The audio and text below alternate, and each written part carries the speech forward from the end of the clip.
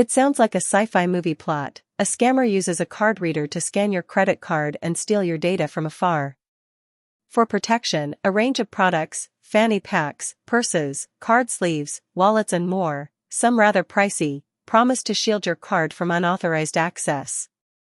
But these scams, theoretically perpetrated through RFID, radio frequency identification, technology, are largely unheard of, experts say, and protective accessories aren't necessary. We do not believe this topic addresses a real risk, says Identity Theft Resource Center, ITRC, Chief Operating Officer James E. Lee. Chip-enabled payment cards and digital wallets are the most secure forms of payment except for cash. How is RFID used in credit cards?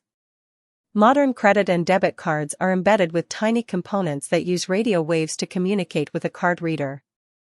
This enables you to tap to pay or make a contactless purchase, where you briefly tap or hover your card at a checkout terminal, no swiping or inserting the chip required. Simply put, it's a short-range radio technology that transmits information between two objects, says Claire Swedberg, the senior editor at RFID Journal, a leading industry publication. Digital wallets such as Apple Pay and Google Pay also rely on this technology, Swedberg says, and because of the way your data are encrypted during transactions, more on that below, tap to pay and contactless payments are in fact more secure than swiping your card. They're also more hygienic, she notes, because you minimize contact with surfaces while paying. Figuring out if your card uses RFID is simple. Just look for a sideways Wi-Fi symbol. It's the same symbol found on contactless card readers, printed on the front or back. Most popular. Health. 6 popular supplements that can damage your liver. Money.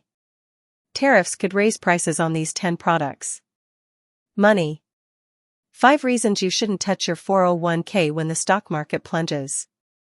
Politics. Society. Millions missing food benefits. Should you be worried about RFID scams?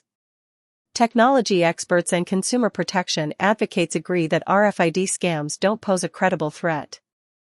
It's just very theoretical fraud, says Frank McKenna, chief strategist for Point Predictive, a San Diego-based fraud detection company. Major credit card companies also stand behind the safety of RFID cards. Fraud from skimming is very unlikely and limited in scope, Visa's website notes.